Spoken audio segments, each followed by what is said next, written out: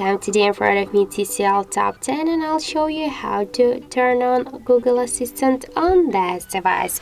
So to do that, we should first launch the Google application, and after that tap on the right upper corner, then click here to the settings section and tap to the Google Assistant. After that, scroll all the way down to the general options. And here just you will see the Google Assistant switcher. To activate Google Assistant, you should click here only once on the switcher and then confirm your action by click here to turn on. And that's it. Now Google Assistant successfully activated. So thank you for watching, and if you find this video helpful, don't forget to leave a like, comment and to subscribe our channel.